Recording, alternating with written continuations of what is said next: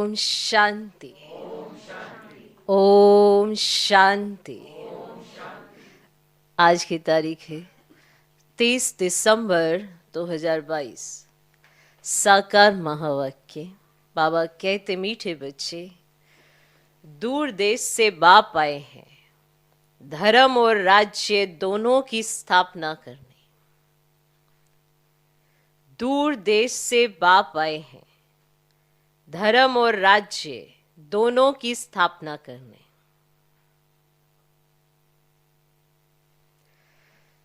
दूर देश से बाप आए हैं धर्म और राज्य दोनों की स्थापना करने।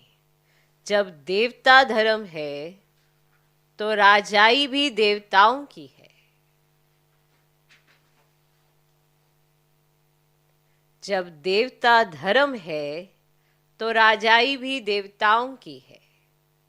दूसरा धर्म व राज्य नहीं।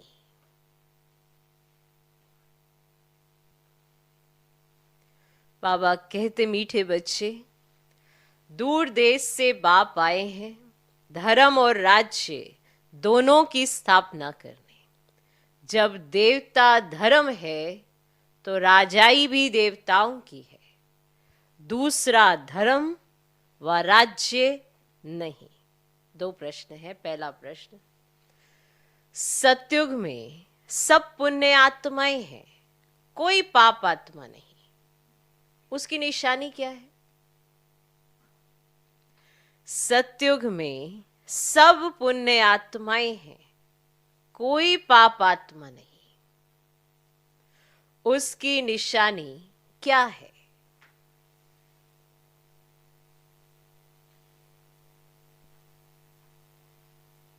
उत्तर, वहां कोई कर्म भोग आदि नहीं होता है।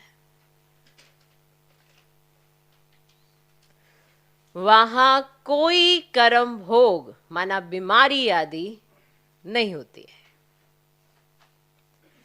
यहां बीमारियां आदि सिद्ध करती हैं कि आत्माएं पापों की सजा कर्म भोग के रूप में भोग रही हैं। यहां बीमारियां आदि सिद्ध करती हैं कि आत्माएं पापों की सजा कर्म भोग के रूप में भोग रही हैं, जिसे ही पास्ट का हिसाब किताब कहा जाता है।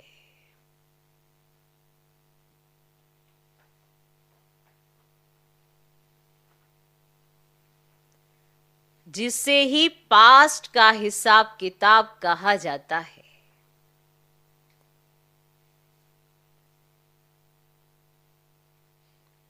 दूसरा प्रश्न, बाप के किस इशारे को दूरादेशी बच्चे ही समझ सकते हैं?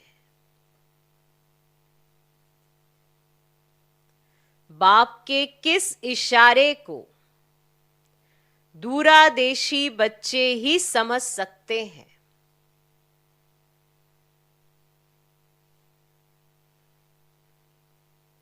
उत्तर, बाप इशारा करते हैं,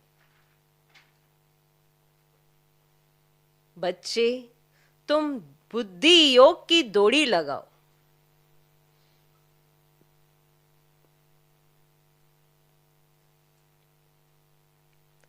बाप इशारा करते हैं, बच्चे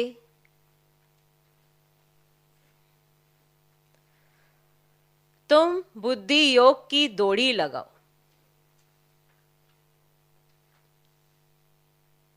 यहां बैठे बाप को याद करो। यहां बैठे बाप को याद करो।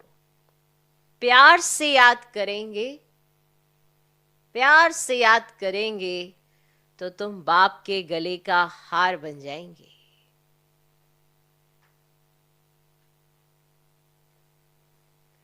प्यार से याद करेंगे तो तुम बाप के गले का हार बन जाएंगे।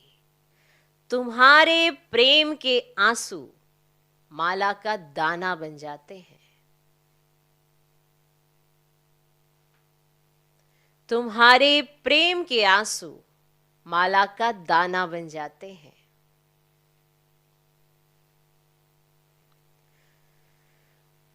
बाबा कहते, मीठे बच्चे, दूर देश से बाप आए हैं धर्म और राज्य दोनों की स्थापना करने। जब देवता धर्म है तो राजाई भी देवताओं की है, दूसरा धर्म व राज्य नहीं। तो प्रश्न, पहला प्रश्न, सतयुग में सब पुण्य आत्माएं हैं, कोई पाप आत्मा नहीं, उसकी निशानी क्या है? उत्तर, वहां कोई कर्म भोग माना बीमारी आदि नहीं होता है। यहां बीमारियां आदि सिद्ध करती हैं कि आत्माएं पापों की सजा कर्म भोग के रूप में भोग रही हैं, जिसे ही पास्ट का हिसाब किताब कहा जाता है। दूसरा प्रश्न, बाप के किस इशारे को दूरादेशी बच्चे ही समझ सकते हैं? उत्तर, बाप इशारा करते हैं, बच्चे तुम बुद्धि योग की दौड़ी लगाओ, यहां बैठे बाप को याद करो, प्यार से याद करेंगे तो तुम बाप के गले का हार बन जाएंगे, तुम्हारे प्रेम के आंसू माला का दाना बन जाते हैं। आज का गीत है, आखिर वह दिन आया आज। ओम शांति। बच्चों ने गीत सुना? गीत का अर्थ समझा या सिर्फ गीत सुना? गीत का अर्थ समझा? बार बार कहते हैं हर चीज का अर्थ है, अगर सही नहीं निकाला तो वो व्यर्थ है। इसीलिए अर्थ सहित अगर किसी चीज को समझते हो तो ही सही है। ओके, तो बच्चों ने गीत का अर्थ समझा? भारत तो बहुत बड़ा है, सारे भारत को नहीं पढ़ाया जा सकता है। अब यह तो पढ़ाई है, कॉलेज खुलते जाएंगे। अब यह हुई बेहद के बाप की यूनिवर्सिटी। इनको कहा जाता है पांडव गवर्नमेंट, इनको कहा जाता है पांडव गवर्नमेंट, और गवर्नमेंट कहा जाता है सॉवरेंटी को। अब तुम बच्चे जानते हो सॉवरेंटी स्थापन हो रही है, धर्म प्लस सॉवरेंटी, रिलीजियो पॉलिटिकल। अब देवी देवता धर्म भी स्थापन हो रहा है, और कोई भी धर्म वाले राजा ही नहीं स्थापन कर सकते, कोई भी धर्म वाले राजा ही स्थापन नहीं करते। करते? अब वे सिर्फ धर्म स्थापन करते हैं। तो बाबा कहते हैं, मैं आदि सनातन धर्म और राजाई स्थापन कर रहा हूं, इसीलिए रिलीजियो पॉलिटिकल कहा जाता है। बच्चों को बहुत दूरादेशी बुद्धि बनना चाहिए, दूर की सोच वाला। छोटी छोटी बातों में अपने को इतना उलझाए हुए हैं कि दूरादेशी बुद्धि नहीं है। तो बच्चों को बहुत दूरादेश बुद्धि बनना चाहिए। बाप दूर देश से आए हुए हैं। अब यूं दूर देश से तो सब आत्माएं आई हैं, आती है ना, तुम भी दूर देश से आए हो। नया धर्म जो स्थापन करने आते हैं उनकी आत्माएं दूर से आती हैं, वह है धर्म स्थापक, और इसको कहा जाता है धर्म और सॉवरेंटी स्थापक। भारत में सॉवरेंटी थी, महाराजा महारानी थे, महाराजा श्री नारायण, महारानी श्री लक्ष्मी। तो अब तुम बच्चे कहेंगे हम श्रीमत पर चल रहे हैं। बाबा जिसको हम सब भारतवासी पुकारते आए हैं कि आओ, आकर पुरानी दुनिया को बदल नई सुख की दुनिया स्थापन करो। पुराने घर और नए घर में अंतर तो होता है ना। बुद्धि में नया मकान ही याद रहता है। आजकल तो मकान बहुत फैशनेबल बनाते हैं, बहुत फैशनेबल बनते हैं, ख्याल करते रहते हैं ऐसा ऐसा मकान बनाए। तुम जानते हो हम अपना धर्म और राजाई स्थापन कर रहे हैं। स्वर्ग में हम हीरे जवाहरातों के महल बनाएंगे। दूसरे धर्म वाले ऐसे नहीं समझते। अब जैसे क्राइस्ट कृष्ण धर्म स्थापन करने आया, अब यह उस समय नहीं समझते जब वृद्धि होती है ना तब नाम रखते हैं क्रिश्चियन धर्म। अब इस्लामी आदि धर्म कोई भी निशानी व नाम नहीं रहता।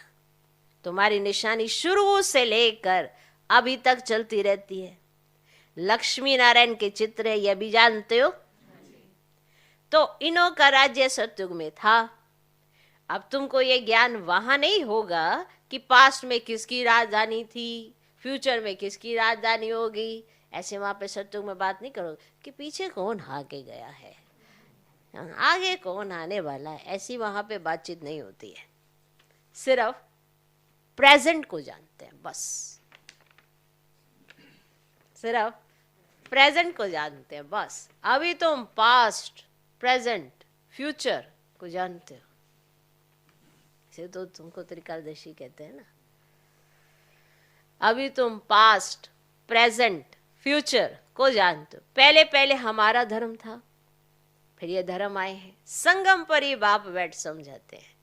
अभी तुम त्रिकालदर्शी बन गए हो। सतयुग में त्रिकालदर्शी नहीं होंगे, वहां तो राजाई करते रहेंगे और धर्मों का नामो निशान ही नहीं रहेगा, अपनी मौज में राजाई करते रहेंगे। अभी तुम सारे चक्र को जानते हो, जानते हो। मनुष्य तो यह नहीं जानते कि बरोबर देवी देवता धर्म था, परंतु वह कैसे स्थापन हुआ, कितना समय चला, यह नहीं जानते। तुम जानते हो सतयुग में इतने जन्म राज्य किया, फिर त्रेता में इतने जन्म लिए। अब इन्हों को भी जानना पड़ेगा। अब बच्चे जानते बरोबर, बेहद का बाप हमको पढ़ाते हैं। तुम जानते हो कृष्ण की आत्मा का ये बहुत जन्मों के अंत का जन्म है, इनमें ही आकर प्रवेश किया है। इनका नाम ब्रह्मा जरूर चाहिए। ब्रह्मा सो विष्णु, विष्णु सो ब्रह्मा। ये त्रिमूर्ति की नॉलेज बहुत सिंपल है। अब यह निराकार बाप शिव, उनसे यह वर्षा मिलता है। निराकार से वर्षा कैसे मिला, यह प्रजापिता ब्रह्मा द्वारा। तो ब्राह्मण सो देवता बन रहे हैं, तो फिर वही देवताएं 84 जन्मों के बाद ब्राह्मण बनते हैं। तो ये चक्र बुद्धि में रहना चाहिए। हम सो ब्राह्मण, ब्रह्मा के बच्चे, सो रुद्र के बच्चे, माना शिव के बच्चे। हम आत्माएं निराकारी बच्चे हैं। तो बाप को याद करते हैं। इन चित्रों पर समझाना ना बहुत सहज है। तपस्या कर रहे हैं, फिर सतयुग में आएंगे। तुम्हारी बुद्धि में रहना चाहिए हम मनुष्य से देवता बन रहे हैं, फिर देवता धर्म का बादशाह बन राज्य करेंगे, है ना। योग से ही तो तुम्हारे विक्रम विनाश होंगे। अगर अभी भी पाप करते रहेंगे तो क्या बनेंगे? अगर अभी भी पाप करते रहेंगे तो क्या बनेंगे? यात्रा पर जब जाते हैं ना तो पाप नहीं करते हैं। तो भी आप सभी किस पर है? यात्रा पर ही है ना, याद की यात्रा पर है ना, तो पाप नहीं करते हैं, पवित्र भी जरूर रहते हैं। तो सोचो वो जिस्मानी यात्रा वाले भी ऐसा करते हैं, पवित्र भी जरूर रहते हैं, समझते हैं, देवताओं के पास जाते हैं, मंदिर में भी हमेशा स्नान करके जाते हैं। स्नान क्यों करते हैं? एक तो विकार में जाते हैं, दूसरा लेटरिन में जाते हैं, फिर स्वच्छ बनकर देवताओं का दर्शन करने जाते हैं। तो यात्रा पर कब पतित नहीं बनते। 4 धामों की परिक्रमा पावन होकर देते हैं, तो पवित्रता है ना मुख्य। अब देवताएं भी अगर पतित होते हैं तो फर्क क्या रहा? देवताएं पावन हैं, हम पतित हैं। तुम जानते हो बाबा ने हमको ब्रह्मा द्वारा गोद लिया है। अब यूं तो तुम सब आत्माएं हमारे बच्चे हो, परंतु तुमको पढ़ाऊं कैसे, राजयोग कैसे सिखलाऊं, तुम मीठे मीठे बच्चों को स्वर्ग का मालिक कैसे बनाऊं?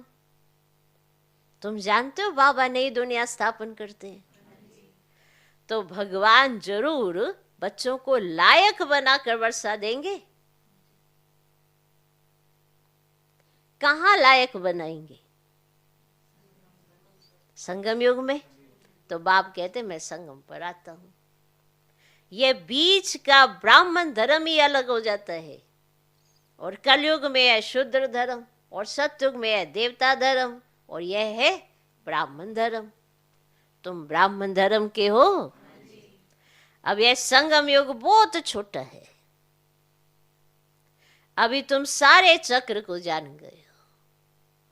दूरादेशी बन गए हो। तुम जानते हो ये बाबा का रथ है। इनको नंदीगण भी कहते हैं। सारा दिन सवारी थोड़ी ही होती है। आत्मा शरीर पर सारा दिन सवारी करती है। अलग हो जाए तो शरीर ही ना रहे। बाबा तो आ जा सकता है, कभी भी आते कभी भी जाते। बाबा तो आ जा सकता है, कोई आपको थोड़ा पता पड़ेगा कब आया कब चला गया।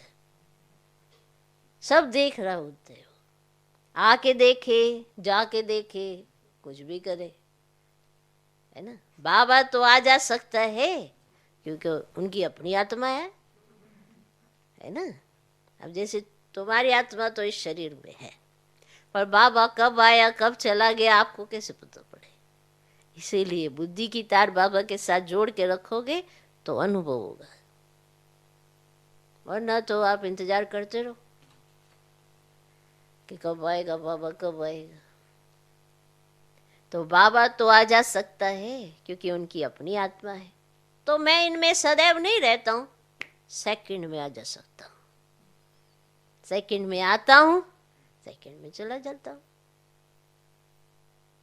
मेरे जैसा तीखा रॉकेट कोई हो ही नहीं सकता। आजकल रॉकेट एरोप्लेन आदि कितनी चीजें बनाई हैं, परंतु सबसे तीखी आत्मा है। तुम बाप को याद करो, ये आया। तुम बाप को याद करो, ये आया। आत्मा को हिसाब किताब अनुसार लंदन में जन्म लेना होगा तो सेकंड में वहां जाकर गर्भ में प्रवेश करेगी, बिना किसी एयर टिकट के। कुछ नहीं लगेगा, टिकट भी नहीं लगेगा, पासपोर्ट भी नहीं लगेगा, वीजा भी नहीं लगाना पड़ेगा, कुछ भी नहीं लगेगा। ये सब कुछ अभी से ही करना पड़ता है। तो अगर उसका हिसाब किताब लंदन में है तो वहां जाकर गर्भ में सेकंड में प्रवेश करेगी। तो सबसे तीखी जोड़ी पहनने वाली आत्मा है। अभी आत्मा अपने घर में जा नहीं सकती क्योंकि वह ताकत ही नहीं रही है, कमजोर हो गई है, उड़ नहीं सकती। आत्मा पर पापों का बोझा बहुत है।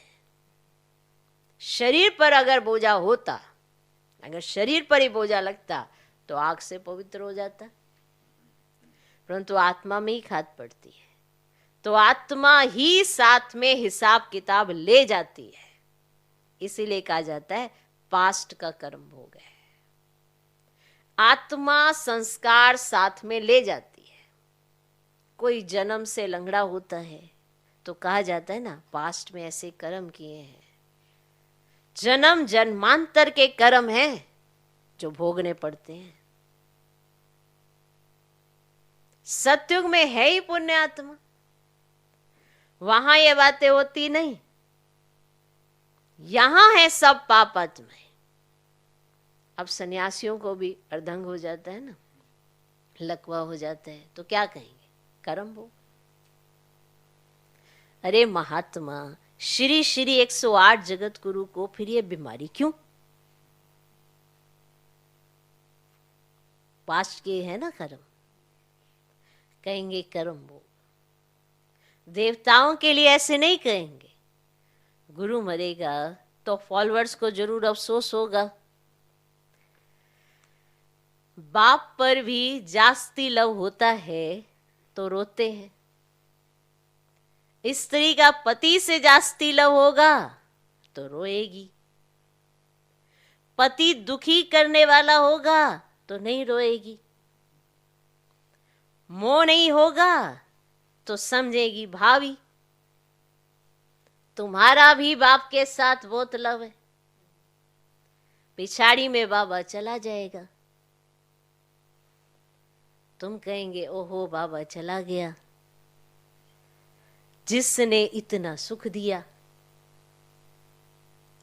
पिछाड़ी में बहुत रहते हैं ना, अब बाप से बहुत लव रहता है। तुम कहेंगे बाबा हमको राजाई देकर चला गया, प्रेम के आंसू आएंगे, दुख के नहीं। अब यहाँ भी बच्चे बहुत समय के बाद आकर बाप से मिलते हैं तो प्रेम के आंसू आते हैं। बहुत समय के बाद अब से ढूंढते रहते हैं ना, क्योंकि ये आंसू वो आंसू नहीं है जो दुखी के हैं, ये प्रेम के आंसू है जो बाबा के गले की माला बनते हैं। आप दुखी हो तब भी आप रोओगे, तब दहाड़े मार मार के रोओगे क्योंकि आप दुखी हो, पर वो आंसू बाबा के गले की माला नहीं बनते हैं।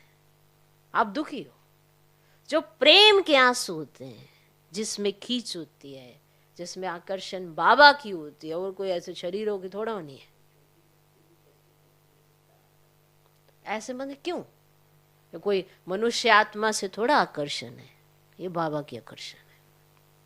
ओके, तो बाबा को भी स्नेह के आंसू चाहिए। परेशान हो गए हैं, दिक्कत में हैं, दुखी हैं, तो ये आंसू बाबा देखता नहीं है, पर ये जरूर सोचता है कि ये देखो भैया क्या हालत है इनकी।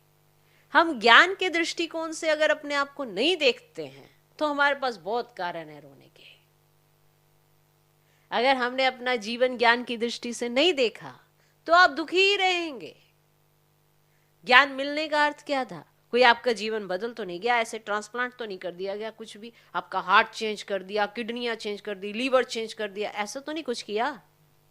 वही हो, शरीर वही है, पर आत्मा के सोचने की, समझने की सारी क्षमता बदल गई है। कल भी कहा था, विघ्न वहीं खड़े हैं, पर विघ्नों को हल करने के लिए शक्तियां दी गई हैं, पर वो आपको याद नहीं कि वो सारी शक्तियां कैसे काम करती हैं, इसलिए विघ्नों से परेशान हो जाते हैं। हम विघ्न गिनते जा रहे हैं, लेकिन कभी ये नहीं सोचा कि उसके लिए शक्तियां कितनी मिली हैं, वो यूज क्यों नहीं करनी आ रही? क्योंकि आत्मिक समृद्धि, जागृति नहीं है। और जब जागृत नहीं है तो फिर हमारे पास बहुत बहाने हैं रोने के, दुखी होने की। देह भान में आना, दुखी हो जाना। लेकिन बाबा के प्रेम में जो आंसू आता है, इसे कहीं कहते हैं हम बाबा को याद कर प्रश्न करते हैं कि हमें ना आंसू आने लगते हैं, क्यों आते हैं? प्रेम के आंसू हल्कापन देते हैं, आपको खुशी देंगे। उसमें ये थोड़ा जैसे कोई बहुत खुश होता है तो उसकी आंख में भी आंसू आते हैं। जब बहुत खुश होता है तो वो कहता है कि अरे आप रो क्यों रहे हो, इतनी अच्छी चीज आपको लाके दे दी है। तो ये प्रेम के आंसू है। तो प्रेम के आंसू बाबा के गले की माला बन जाता है। वो माला जिसमें आप एक एक मन का पिरो पिरो के, जैसे मालाएं बनाती है ना बहनें, तो कैसे मोती डालती हैं उसमें, फिर फूल डालती हैं, फिर मोती डालती हैं, तो ये मोती, फूल और जो मोतियों की माला होती है तो आपका प्रेम होता है। तो जितना जास्ती प्रेम, जरूरी नहीं है उतने आंसू, लेकिन वो लगन आपके नैनों से नजर जरूर आएगी। ओके, तो यहां भी बच्चे बहुत समय के बाद आकर बाप से मिलते हैं तो प्रेम के आंसू आते हैं। ये प्रेम के आंसू फिर माला का दाना बन जाएंगे। हमारा पुरुषार्थ ही है कि हम बाबा के गले का हार बने। बाबा के गले का हार कौन बनता? सबको पता है, जो माया से हार नहीं खाता और जो बाबा के प्यार में रहता, तो वही गले का हार बनता। इसीलिए बाबा को याद करते रहना है। हम भूल जाते हैं कि बाबा ने क्या कहा। याद करेंगे तो उसकी बात याद आएगी कि उसने क्या कहा है, क्योंकि विघ्न तो वहीं खड़े हैं। आपको लड़ना है, आपको अपनी सोच बदलनी है। सोच से ही तो आप देखो, आपको पता चला हम पतित हुए, सोच से ही हम पावन बनेंगे, सोच से ही हम देवता बनेंगे। और क्या होना है? कोई अलग से मुखौटा नहीं लग जाना है, मनुष्य शरीर ही रहना है। वहां पे भी आपका मनुष्य शरीर ही होगा, लेकिन ये जो श्रृंगार आपने किए ना, इसका भार नहीं होगा। अब यहाँ ऐसा श्रृंगार करा के बैठा दो, वहां पे हर चीज लाइट होगी, इसलिए भार नहीं देगी। ओके, इसलिए बाबा को याद करते रहते हैं ना।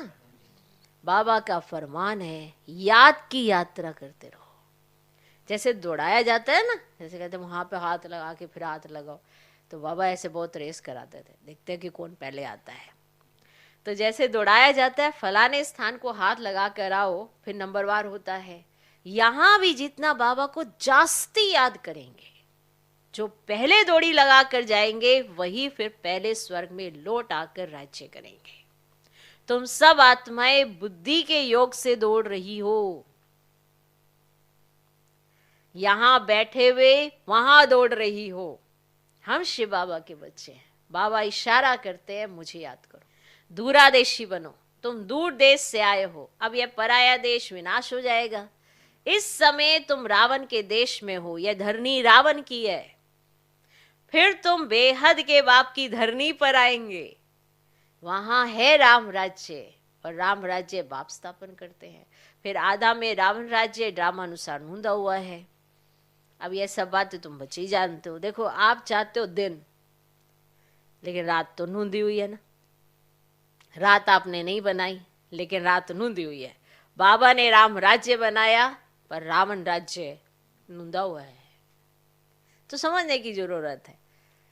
अच्छी चीजें हैं, पर बुराइयां भी नूंदी हुई हैं।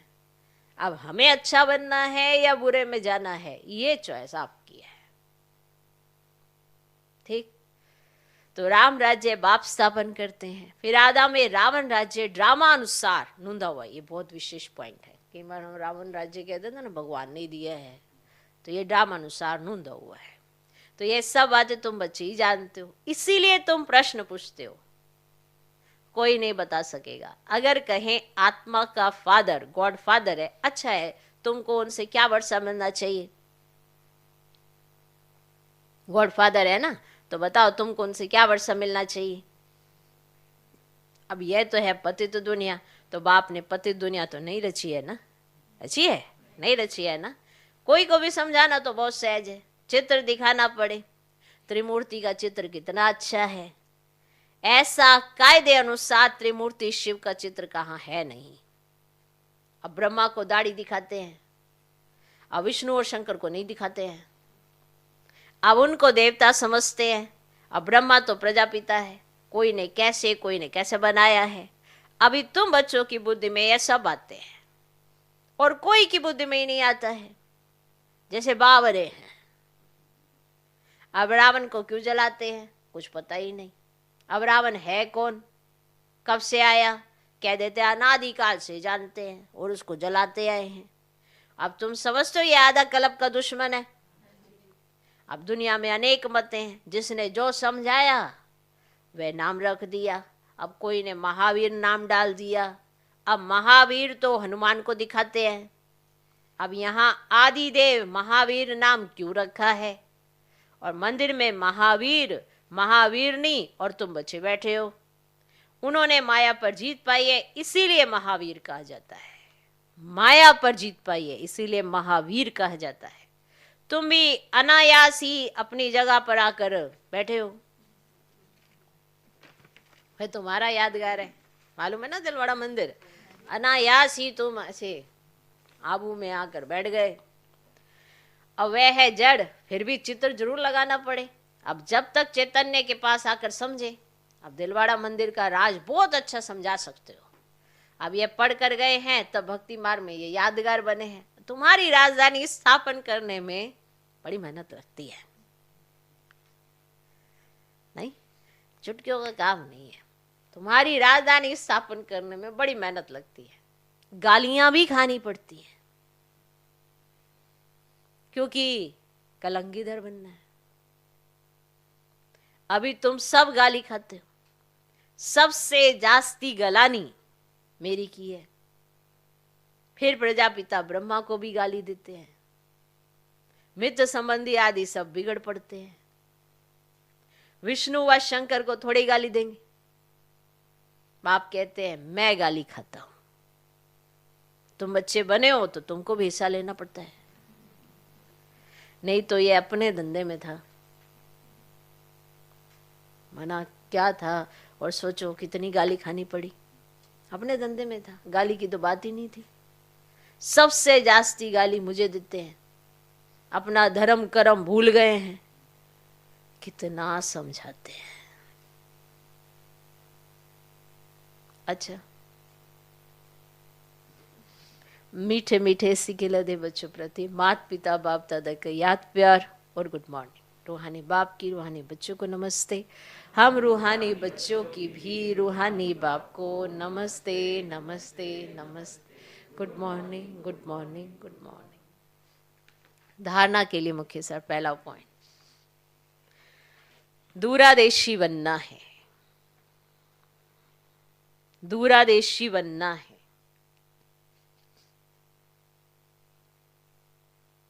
याद की यात्रा से विकर्मों का विनाश करना है, याद की यात्रा से विकर्मों का विनाश करना है। यात्रा पर कोई भी पाप कर्म नहीं करने हैं।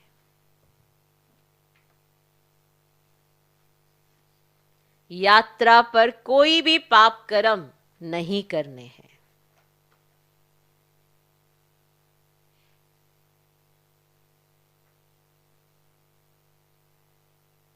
दूसरा पॉइंट, महावीर बन माया पर जीत पानी है।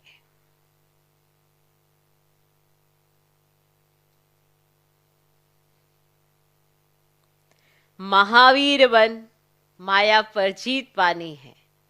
गलानी से डरना नहीं है, कलंगीधर बनना है। गलानी से डरना नहीं है, कलंगीधर बनना है। कलंक तो लगेंगे, कलंगीधर बनना है। आज का वरदान,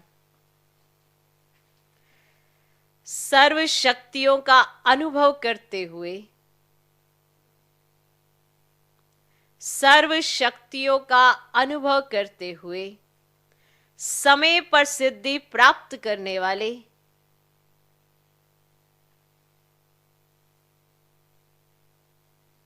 निश्चित विजयी भव। सर्व शक्तियों का अनुभव करते हुए समय पर सिद्धि प्राप्त करने वाले निश्चित विजयी भव। सर्व शक्तियों से संपन्न निश्चय बुद्धि बच्चों की विजय निश्चित है ही। जैसे किसी के पास धन की, बुद्धि की व संबंध संपर्क की शक्ति होती है तो उसे निश्चय रहता है कि यह क्या बड़ी बात है। जैसे किसी के पास धन है तो उसको कोई चीज करनी है, कहीं से खरीदनी है, कुछ भी, तो ये क्या बड़ी बात है, रहता है ना उसको निश्चय। अगर उसके पास बुद्धि है तो ये क्या बड़ी बात है, मैं तो ये सब सॉल्व कर लूंगा, कोई बड़ी बात नहीं है, बुद्धि है, सब कुछ कर लेंगे। कई बार संबंध संपर्क होता है, उसकी भी शक्ति होती है एक, कि माना हाईएस्ट अथॉरिटीज के साथ उनका लिंक होता है, तो ये कौन सी बड़ी बात है, हम ये सब करा लेंगे, ये तो चलो जो भी शहर में थोड़ा ऊपर नीचे होता है ये सब हमारा हो जाता है, हमारा संपर्क बहुत ऊंचा है, वैसे भी संबंधी है वो हमारे, तो ये सब चीजें शक्ति देती है, होती है नहीं शक्ति। तो ये निश्चय आता है, निश्चय इस बात का कि ये क्या बड़ी बात है। आपके पास तो सब शक्तियां,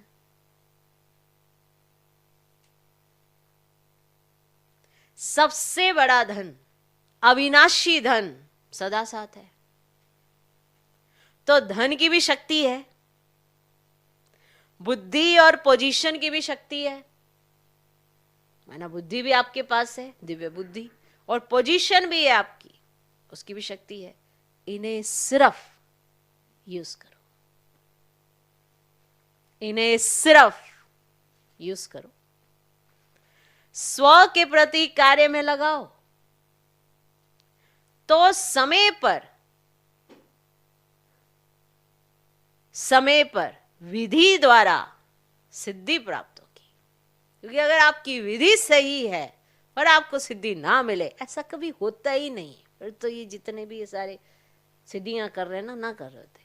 तो अगर आपकी विधि सही है तो आपको सिद्धि जरूर मिलेगी।